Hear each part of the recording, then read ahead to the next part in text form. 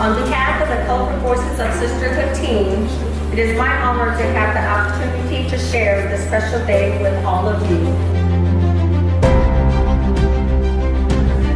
United States First Ladies, counseling elderly homes and shelters, becoming the first Filipino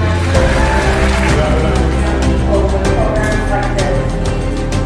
Providing everything from community leader, a community advocate for youth, as well as Camilla Big seeing some lessons on that night.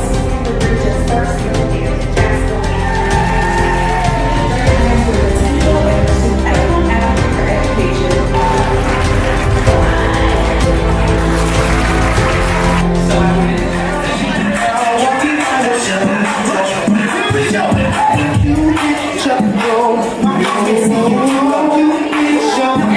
and pursue excellent advocate for education.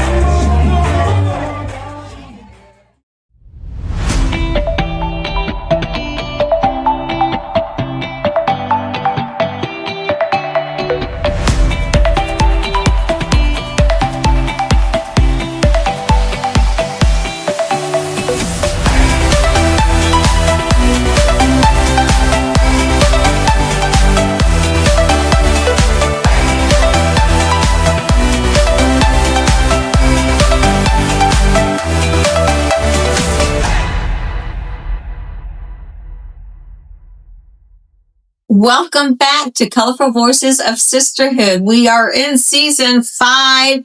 It's been 5 fabulous years, and it's been great having you guys as our guests. We are so excited to kick off this season. Ladies, how was your time off? Oh, you think it's summer that you can just relax and go somewhere, but no, work never ending. Never ending. Mhm. And it's a heat wave out there. Yes. Oh my I gosh. think the summertime makes you get prepared for what's getting ready to come.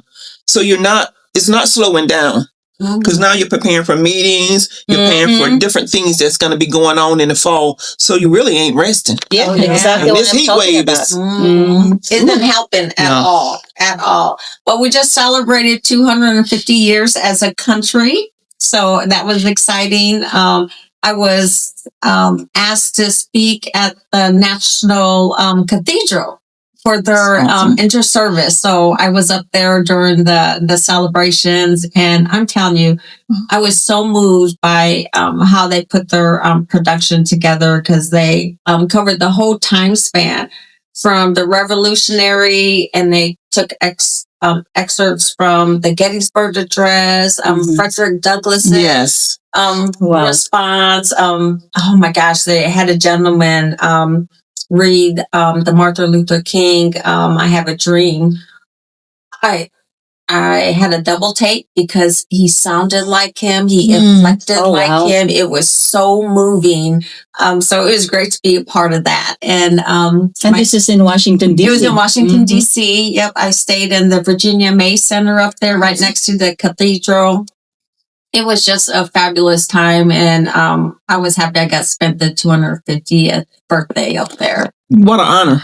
Mm-hmm. That's such an honor, that to be able to be up there speaking in the that's amazing to me. Yeah. I was like overwhelmed because I didn't think, oh my God, do I belong here with these magnificent But you do. people? And they were across the country. And but I was the only one who spoke on the Native American,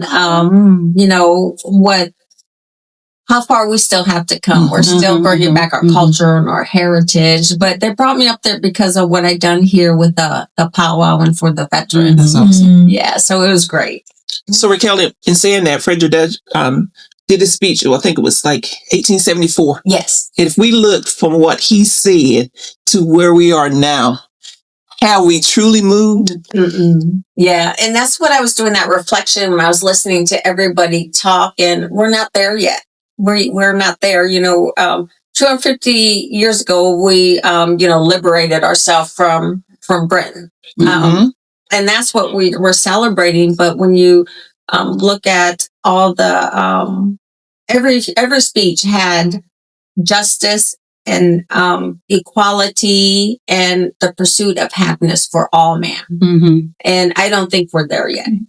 We're just not there yet. Because we're saying it, but we're not actually doing the action to move forward to it. Yeah. We're all talking it, but are we actually, taking the effort to move forward? And that's all cultures to me. And saying that, I was listening at city council meeting about 3 weeks ago. It's amazing that they're trying to go backwards with the ward instead of moving forward to represent all people. Because I'm saying no matter how you try to redistribute it, we can move into that territory and still, run for office. Yes. It shouldn't be that way. It should be who's qualified for the position or who the people want to vote for. Yes. And their city council meeting was heated. It was. I mean, I haven't seen so many people at a city council meeting in a long time. And I didn't go there specifically for that, but when you watched it online, you could even feel the difference just in our small community on that. How we look at equality and to make sure everybody has a voice in the community. And I think the ward system does allow for that. I do when they were talking about this ward has to have this many votes. And it's not that it has that many votes. That's just how many voters come out for that ward. And when I heard Councilwoman Smith talking about that, she's right. It's not the ward. It's the voter registration. It's getting the word out to the people to come out and vote. And not everybody does. I mean, our last, what we have at our last voting was 11%. 11%. Of all the voters in Onslow County voted. So But it's not it's not also who you belong to, blue, red. Party. It's going to be the unity is the very important. Yeah. And speaking of that, there's a new party coming up now, the Democratic, what do they call it? Oh, I know the name of it too. Yeah, but the younger generation is coming up and is making a stance now. So I know they won 2 seats in Colorado, but they're making a stance, and I like it. I love that the young people are stepping up because that's what we need. We need the young people to step up and make the changes. I mean, a person that's up there in the House or the Senate that's 70 years old, they can't relate to the future of my grandchild. They just can't relate to that. So I'm glad our young people are stepping up, and I'm looking forward to seeing where we're going to be at in 250 more years. So relating, do you think they listen to relate? Or do they already have, this is how it's going to be? Because I still think hatred has been taught. Oh, yes. From generation to generation. Your person should not be knowing hatred. Because when will we stop the hatred to do what's right? Yeah. And I think when you look at where we've been and where we're going, to my thing, when we get to the point where we don't have to say a Black person or a woman or, a Christian or a Muslim, when we get to that point where we don't describe stuff in that aspect, I think we've made it to where everybody's equal across the board. But and you are right. We have been educated, to respect races, religion. But see, as citizens, what are we doing? What are we doing? We have been taught for a long time. I think we need to educate ourselves. Yes, I agree. We really need to educate ourselves. In my instance, when I was growing up as a Native American, it was hard to celebrate Columbus Day, for example, or when we did our play at school and I had to wear a pilgrim hat. It just wasn't culturally sensitive. I think now maybe they pay more attention to that, but back in the 70s, they definitely did not. They definitely did not. So I think we made progress, but we got a long ways to go. I agree what you say. When like America is the greatest country where a lot of people come, had the opportunity to be whatever you want, and a lot of places that you don't have free speech. That's where a lot of people come, and coming from Ethiopia, there were people that sell everything they have to come to this country because of the freedom, right? As you say, when we are in here in this country, in America, the greatest country, when we start and polarize people for the color, religion, background, that's when we're going to see the change. Because at the end of the day, it should be about what it makes this country safe. Freedom. When it comes to government, that's what freedom should look like. What is, who we should protect for everyone. It's not, it should never be about this religion, that religion, this color, that color. Government should protect all people as equal. And when we get to that, that's when we're going to see change, because I truly believe that there is still things that we don't reflect on. You see, like 4th of July, right? Even though they liberate from England, but you guys were here before anything. You see what I'm saying? Like, we have to acknowledge the past to move it forward. And without not, people are like, now we're not doing those things. It's happened before us. But at the same time, we have to reflect on what has happened. Slavery. African people, they didn't ask to be here. They brought them here by force, right? But when they were celebrating, they were working. That was not their freedom. You see, that's what it's ridiculous. It spoke about, why you guys invite me to this? This is not about for my people. This is for you. You see, we have to reflect on those things without not taking personal. It happened. We cannot change, but we have to be sensitive to understand. You are a Black woman, right? African. You don't have to celebrate if you want, because you people, what they went through. You see what I'm saying? We have to acknowledge what has happened for us so we can heal. Honestly, we have to communicate. If we don't communicate, if I'm afraid to say some things because you are white, I'm Black, how I feel about things happen. You didn't do that. I know you didn't do that. Right. But history did that. You see what I'm saying? So we have to have dialogue to communicate, to overcome our fear, to not be open and say, you know what? I see where you're coming from, right? The same Juneteenth. I think that for everyone, it should be celebrated. You see what I'm saying? Like, you have freedom now for you. So I don't think that's where we are right now with what is going on. And because of this still continuously fear that if we say this, some people, they might not like us, right? Because I don't want to offend this person. It's not about offending anyone. It's about speaking and reflecting and to moving forward. Until we get to that point, we will be in the same place. And I agree with you, Fatia. I think still this time, a lot of people in their mindset, what's inflicted in them, it's still the history from the past. Like you said, the slavery and all that. And now, how are we going to tweak that? Are we just going to move forward? And we should, right? Because that's behind us. That's part of the history. And we should move forward. Respectful. Respectful. I disagree with that, because the reason I disagree with you, the past is still is happening this day. So we cannot move forward. So you see what I'm saying? The mindset we had back then is still happening this day. If someone hires someone because they don't qualify, like there were a lot of Black people, general officer, that they didn't give them position because they were Black. So until we stop that, it's still history still repeating. So we have to acknowledge those things that is happening right now without not afraid and speaking up. Well, I acknowledge that. See, the Philippines, it was ruled by the Spaniards for 300 years. Of course, that's the past. We're still learning from this, little kids right now in the elementary school, high school, they still learn about what had happened from that 300 years. Now we gain our independence and freedom. Yay, June 12th, 1898.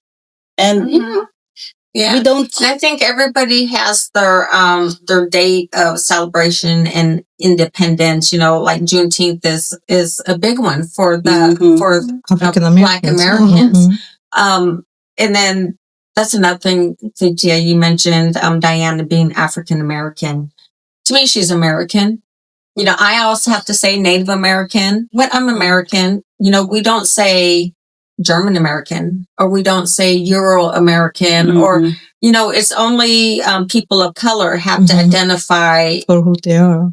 African or Native or Asian. And I think we need, as a society, even us have to learn to get away from that and just call Diana American. Yes, you're right. Call me American. You're right. You know, and we're not there yet because we still identify because of a person's color or ethnicity or nationality. I think once we get past all of that, where we could just look at a person, no matter what their color, ethnicity, nationality, religion, because religion's a big part now too. But it's always been a big part. It's always been, that's what we're started on, is religion. But we got to get past that and start just being the human race. But across the bridge. Across the bridge. Yes. But I like the part with education, because we got to, in order to go somewhere, you got to know where you came from. You know, so Your roots. I teach that with my kids and my grandkids. July 4th, they hung the Black people and had picnics while they was hung and having picnics.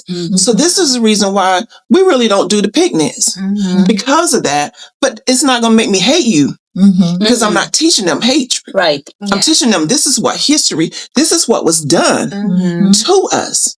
And this is the reason why we're not out celebrating having the big thing, because this was done. They didn't have, the Blacks, they didn't have it. But is hanging happening today? Today, hanging of Black people still being done. Things are still being done no matter what we say, but we're the ones to not teach hatred. It's because I'm looking in D.C., the boys still marching, going to D.C. Why? Why? Who's teaching them to go and still want to march? The group, they was on the metro, and they was right by where my daughter lived on the metro. Why? And I'm glad you brought that up, Diana, because their faces were covered. Yes. Why was it covered? Because they're the doctors, they're the lawyers. Doing that. Yes. It is wrong on so many levels, and you're right. It's still happening today. Yes, that's what I was saying to Agnes when she said past the past, but the past, that it can remind a lot of people by 60s, right, 50s, what they experienced. It cannot be past when it still is happening now. Yeah. It's part of history. It's history. But we cannot always go back. You see it again. You know what I mean? Happening. It gives you anxiety. Yeah, you cannot go back, but face the reality, what's going on right now, because it's part of the history. It's repeating. That still need to be addressed and educate the people. To say these Why? people, they cannot leave the past when it's still happening in prison. You see, is it right? But you don't know that unless you're a Black female or a Black male, or you don't know that until you actually sitting there, or your Black son is being arrested or something. You don't know that, and you don't feel that. Yeah. Because I felt when I saw them on the metro, that's where Korean get on the metro at. Yeah. It's scary. That was scary to me. Actually, someone took a picture in that metro. One Black girl, she was sitting. Only one Black girl. But thank God, they didn't do anything. But that's just not what Blacks. But that, yes, it is. That would be if we say the Black Panthers or whoever got up there, and you just a white female. Yeah, you could have been nervous. Yeah, because of what you heard. But we're trying not to even teach, the history. But the history has to be told. This is what happened. White women came together to help fight for some stuff that was wrong. Yeah. Yes. So we teaching the whole history. Like I tell my pastor, teach the whole Bible. Don't teach. Don't just take Genesis and Revelation. Teach the whole Bible. Is what has to be taught. But we have to teach that history. And sure, we celebrate each other. And then just on closing, because we definitely got to get to our guest speaker, is it's not just race. No. It's sex too. Yes. Women are still not getting paid what they need to be getting paid. Women are overlooked, even though they could perform and do the job. They are overlooked. And that's why I am proud to introduce our guest today, Chief Ashley Weaver of the Jacksonville Police Department. She was the first deputy female in Jacksonville City, and also now the first female chief.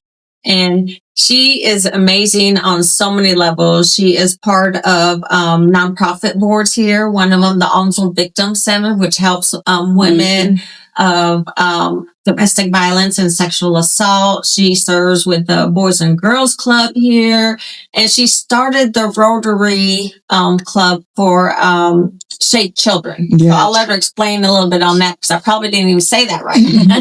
But she is just a pleasure to have in our community. She, me and her actually danced on the Onslow Dancing Stars together, and we should have tied for first.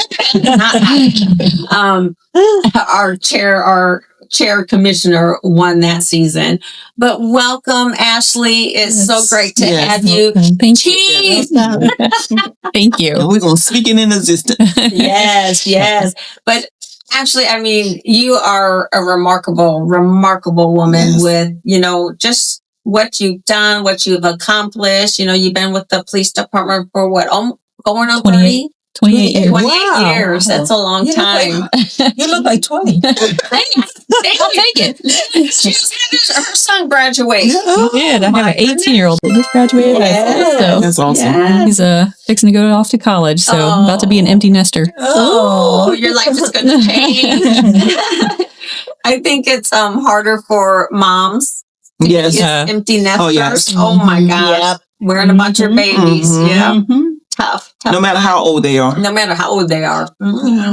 So Ashley, tell us how you got started in law enforcement, and was it a calling you had, or did you just happen to just fall in the police station and say I'm here? A little bit of both. Okay. So I'm actually fourth generation law enforcement. Wow. But the first female in my family to be in law enforcement. Oh, So Another celebration. Yes. my father was a police officer. My grandfather was a sheriff's deputy, and so was my great grandfather. And my brother was actually Air Force police. So That's awesome. it's definitely in my blood. Yeah. Blue Bloods. But I actually applied for Jacksonville in 97, and I checked on my application, and I hadn't heard anything. And at that time, we weren't hiring people to put them through BLET. So I found that out, and I was like, oh, well, I wish y'all would have told me sooner. I would have put myself in BLET, because this was February of 98. And I was still kind of hesitant, because I was always a nerd growing up. Like, I have my undergraduate degrees in math. When I say I'm a nerd, I mean it. And I was in chorus, and I did just all the academics and those kinds of things. So it was kind of everyone in my family and my friend group was like, you want to do what? It's like, well, it's something I think I want to try out and see if it works. And so I went in February of 98 to sign up for the August BLET. Mm-hmm. And I remember talking with Mr. Buchanan. It was a Tuesday in February. It was like February 2nd. It was the beginning. And I was expecting the August class because college starts in January. Mm-hmm. Well, he looked at me, he goes, what's your background look like? I'm like, I don't even have a parking ticket. I don't I was literally the academic nerd chorus girl. I didn't do anything to get in trouble. I had an older brother and sister for that. And he's like, well, could you start today? I'm like, whoa. I've missed like a month of class. He said, actually, you haven't. You've missed one day. I'm like, what do you mean? Well, they were doing the pilot program for the BLET 2000, so they started late. Mm-hmm. And they had only started the day before, so I had only missed the orientation and ethics class. And so that afternoon, I'm sitting in class in jeans and a t-shirt with everybody else in their uniforms going, oh, well, I guess I'm doing this. And that was it. That is awesome. I was hired right after I graduated. I was 20 when I went through BLET. That's awesome. And I was sworn in 2 weeks after I turned 21. Oh, wow. That's amazing. So how many females were in your class with you? I had one other female in my One class. other too. Yeah. Mm-hmm. One other. It's usually small. We've I've started teaching BLET. Actually, this will be the first class that I don't teach because I have a lot more responsibilities now. Yeah. but it's been kind of off and on. Like I'll see a class with 5 or 6, and then I'll see a class with just 1. Oh, So yeah. it's kind of cyclical. It ebbs and flows on females getting into the field. Yeah. But I do still have those moments. Like I recognize and I acknowledge that I am the first female chief for Jacksonville. But when the media asks me that question, I'm like, yeah, it's great. And I recognize that little girls need something to look up to and to know that they can do these things, but it's not about my gender. It's like you were talking a little while ago. It's about who has the competent person, who has the skills, the knowledge, the abilities to do the job. Yeah. And I, did a hiring interview the other day with a female that is coming on to the agency. And she actually looked at me and made the comment, what are your expectations for me as a female police officer? And I just kind of stopped. I'm like, well, I appreciate the question, but my expectations for you as a female are the same as my expectations for my male officers. There is Good nothing different. answer right there. I expect you both to do the job. Uh-huh. There is no you get different privileges or you get different rights. Same thing for them. I expect everyone to be able to do the job. I expect myself to be able to still do the job. I work out every morning and I keep my skills. I'm proficient at the range. If I shoot below like a 90, I get very upset with myself. So that doesn't happen anymore. So I'm usually shooting at 90, 95 or higher. You have a bad day and shoot a 92, but that was my response. And she's like, well, no, I meant it. And I appreciated how she meant it. She actually meant it of, those little girls. And she's like, yeah, that was me. When I saw that you were going to be my chief, I was like, oh yes, I picked the right agency. So I felt honored to have that comment made. Yes. So. And you're absolutely right, Chief Weaver, is if our little girls don't see women in positions of leadership, they don't think it's a possibility. So I'm glad you're here because there's so many children that do want to be police, whether they're boys or girls, but girls don't think that they can because they don't see them enough. Yeah, and they get a misperception that because they're not as big or as bulky and strong as the guys. But everybody has different skill sets, and especially being able to talk someone out of a situation and to de-escalate a situation, a lot of times just by habit, my female officers they're a little quicker to that response. And that's kind of what we were raised to talk through situations where guys were raised to let's go outside and fix it. Right? So, Right. I mean, think about how we raise our kids, but that's what's ingrained. And not that my guys can't talk it out. They absolutely do. But my female officers have, and we have our bet belt. We can go to our tools and do the things that we need to do, but you don't have to be the biggest one in the room to get the job done. It's just the ability to know how to talk to people, but also know how to use those subject control techniques. Some of the biggest guys can be taken down with just the smallest action. So it's knowing those things and learning those things, which BLET does a good job of teaching to people. How long is the course then? So it just increased. It went from like 680 hours to over 900 hours. It's a true 6-month course. That's pretty intense. At the college, yes. And it is class after class after class, all of the academic stuff, teaching the laws, teaching, going through ethics, going through crisis intervention is now taught in BLET. So it's firearms, driving, PT, physical fitness, and then subject control, or it's now called, it used to be subject control and arrest techniques, but now it's control tactics, and I can't remember that. It's CCT, and I can't remember the first word. Sorry. Yeah, that's okay. It's new though. That's why. It's new. You've been 28 years doing something else, and they changed it on me. Trust me, I know all about those and the acronyms. It gets crazy, but I love that. Not only are you, at the highest position for our police department, but you're also involved in so many other things in our community. So tell me about that community service work that you're doing and how you inspire others or how you're getting inspired by that work. Yeah. So my own feeling is to be a servant of the community. You have to serve the community. So that's not just in the job. Like I absolutely understand I'm a public servant, but this is not the only way that I need to be involved and to give back. And so one of the boards that I'm on, I'm the vice chair for the Onslow Victims Center. Mhm. And to kind of y'all's comment earlier, we actually changed the name a couple years ago from the Onslow Women's Center to the Onslow Victims Center because we provide services to all victims, Yes. males and females, transgender, homosexual, anybody can receive services from the Onslow Victims Center. And I think it's important that we changed that language so that people understood that they can come when they need services because they're in domestic violence or a sexual assault has occurred.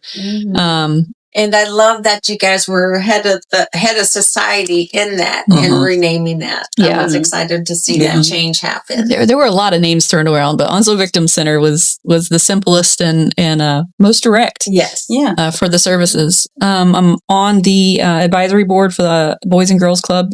Kids are obviously a big part of my heart. I love kids. I worked as a juvenile investigator early on in my career, so I have a heart for kids. And then, as you said, how was that work being in juvenile in law enforcement? So it was probably good that I was a juvenile investigator when I didn't have kids. Not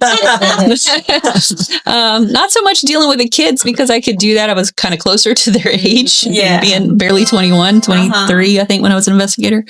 But I think it was good that I wasn't on the flip side of that because I also dealt with the crimes against kids. So, now that I'm a mom, that I mean, it still took a toll on me. Don't get me wrong, but now I think it would take a different kind of toll and be a little bit more difficult to deal with and stay kind of neutral and above board and not wanting to take out personal feelings on things.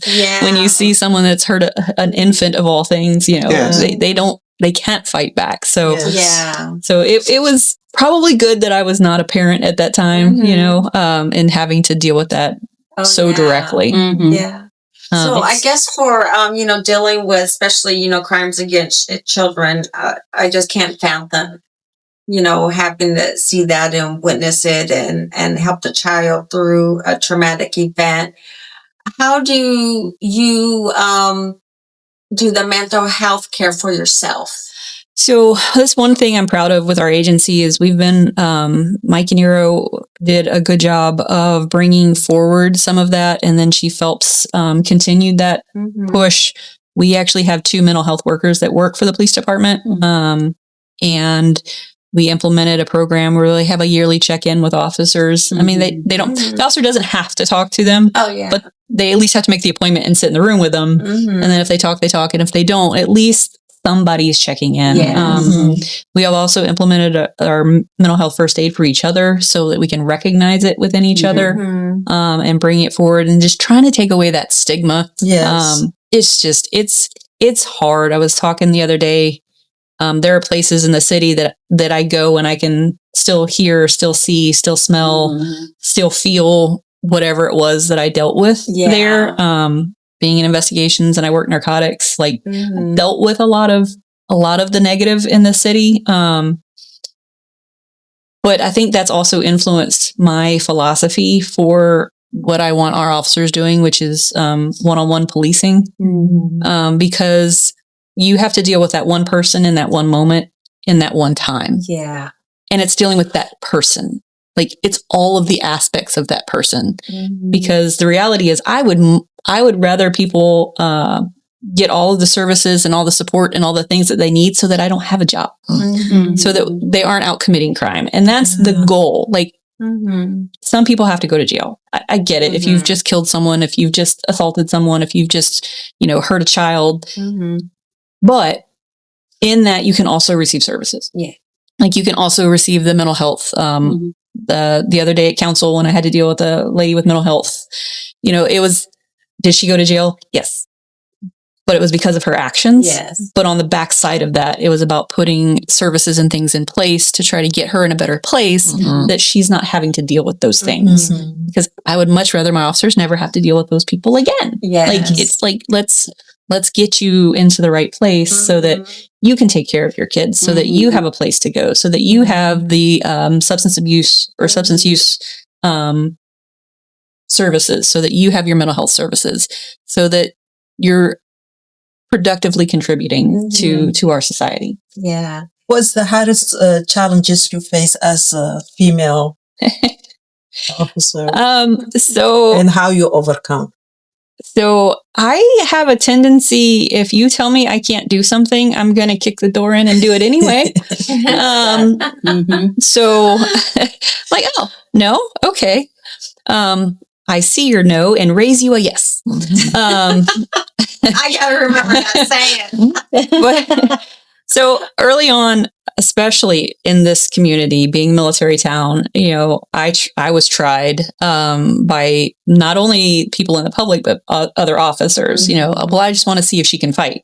Well, you know, you didn't say that to the other guy that just got sworn in with me. Why am I gotta fight? He doesn't have to fight. And I had an officer do that to me on a scene back when the marina was one of the big club spots. Now this was late 90s, so or as the captain who introduced me for my swear-in, the late 1900s. Could have strangled him. It's not wrong, but you don't have to remind me. But yeah, he let me handle a fight with a Marine on my own and just stood there and watched. And then I put him in handcuffs and I got him in the back of the car, and then I went over and got in the officer's face and point blank, probably with not as nice language, said, "If you ever do that to me again, you'll be the one flat on your face." And he just looked at me and goes, "Noted." And I never had another issue. But, you know, I did have those challenges. Yeah. And I do try to remind my especially my young female officers coming into it that have an idealistic of everybody's going to be there to support me. I'm like, no, they're not. There are people in the public that are going to try you because you're a small female. And one of the things I tend to say to them is like, you're going to get punched in the face. What are you going to do? Yeah. Like, what's your plan? Are you going to stay in the fight, or are you going to give up and go home? Like, you need to be prepared for that now, so that when it happens, you can already respond to it. Yeah. Because you're going to get punched in the face. Or at least try to. You are such a great example. You are such a epitome of public service, integrity, and respect. But how often do we recognize these heroes in our community?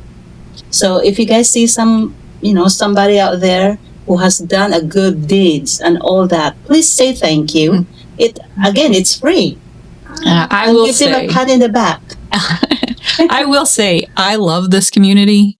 You couldn't pay me enough to go work anywhere else because of the relationship that we have with the community. And while a big piece of it is that it's a military community, we have a unique relationship with our community, and you can go to other military towns and they don't have the relationship that the police department has that we do here. And that is the work of everybody in the community. It's not just the police department. That is the whole community. When I had to deal with the lady the other day, there was a citizen that came and assisted me. My other officers were still in the meeting and I was dealing with her, and I had a regular citizen come out and help.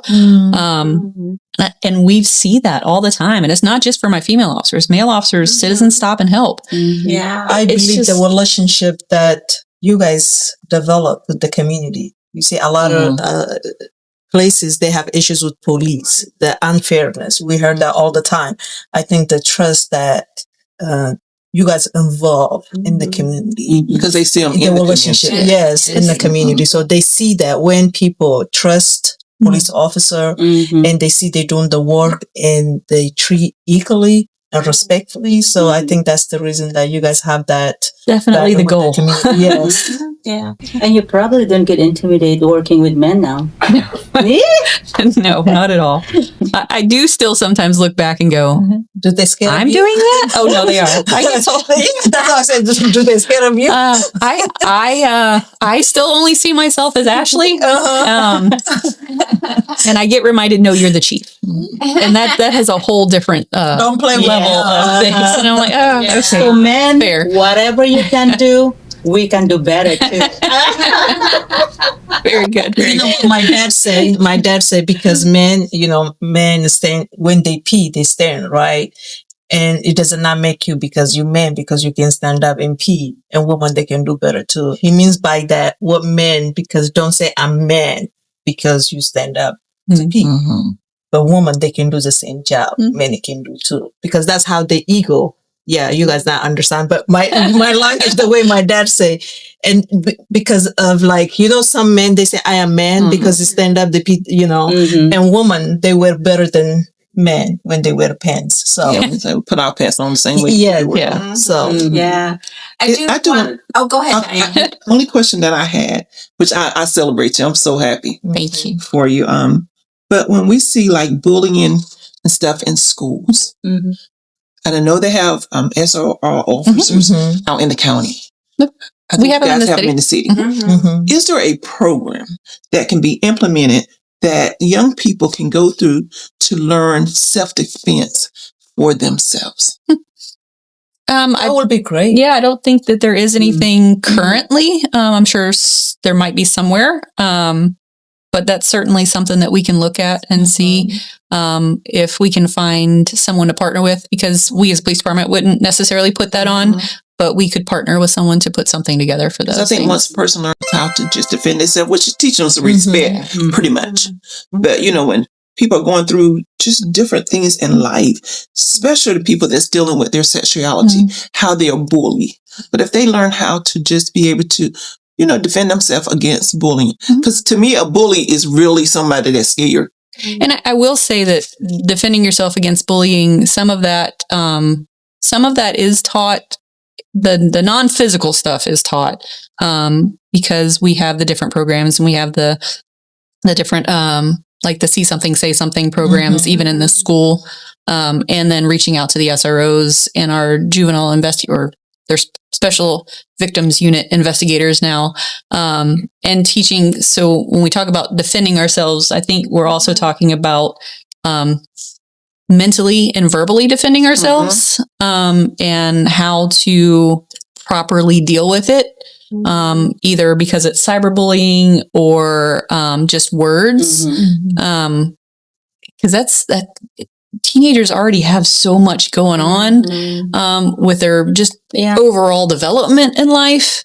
And then it's also trying to identify the bullier and identify what's going on with them. Because generally there's something triggering that. Yes. There's something in the home or there's something in their own life that they're lashing out because they don't have control any other way.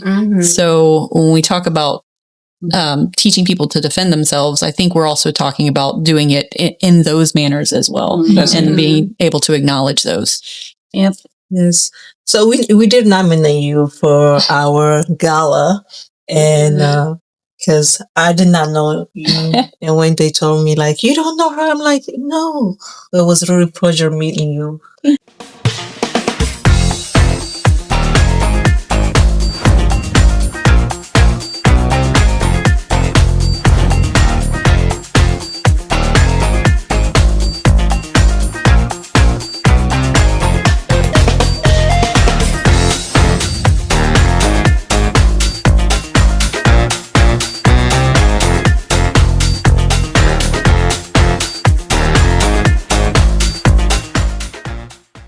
And we need more female in every area, so the next generation, they can see themselves to say, if she can do it, I can do it too. And that was a great honor, and I do appreciate it. I just Well, have once to we say this. get in leadership, the budget would be passed. We wouldn't be there all day. It's done. Let's move.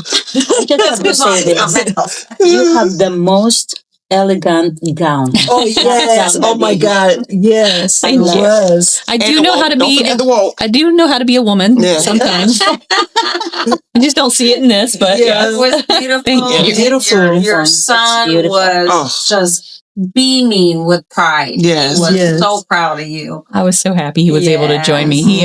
He originally said that he wasn't going to come with me, and then he's like, "Well, what do I Changed need to his wear?" I'm like, "We'll go get you a suit." Oh, that's so sweet. Well, we are down to closing time, I guess. But it's been a pleasure talking with you, Ashley, and just learning about you as an individual, a servant of our community. I am definitely very proud of you. I mean, to have our first female chief. Yes. That's awesome. Yes. And what can we do for you? I mean, as a citizen, what can we do to help? In the community, yeah. So the biggest thing that helps us, especially in law enforcement, is to make the phone calls and make the reports. I hear from people all the time that, well, I don't want to bother y'all. They got a 12-hour shift. They're either taking this call or a next call. So it's not a bother. That's what they're there for. Yeah. So make the call and have the conversation, because I mean, that's the only way that I can help or learn what's going on in an area to address any underlying issues if I don't know what's going on in the area. Yeah. So make the call. Actually, it's another place is like they call and they say that police, they don't show up. If they show up, they don't do their job. So it's opposite to another places, which is we are doing good in here. Yeah. Make the call. Yep. And the call is about everything. And I mean, I've seen Anything. That's all. Anything. Yeah. Because if it's a concern for you, then it's potentially a concern for someone else that's around you. And there might be a way for us to provide services, get DSS involved, get social or any of the other resources that we have access to involved with that. But it doesn't mean that person's going to jail. Yeah. It means that maybe there's an encounter and that we might be able to have a positive interaction. Yeah. And there's the Citizen Academy is still going on. Yes, we do have our Citizens Academy. That is amazing. Great for you to kind of learn what we do and even some of the trainings and things that we go through. That was something I really enjoyed. I think I need to do it again when I get better, but I enjoy the Citizen Academy. We are grateful again for you being on the show. Thank you, guys. Thank you. So the police department, keep them in mind. Celebrate Ashley at all times. When you see her out, celebrate her. Colorful Voices, we ask you to like and share. Don't forget us to like and share. Season 5, we're here. We'll see you again in August. Take care of yourself. Stay cool. You don't have to call the police department because you fell out. You know it's too hot. Stay inside. And drink a lot of water. Plenty of water, plenty of Gatorade. Yeah. So we'll see you guys next time. Take care.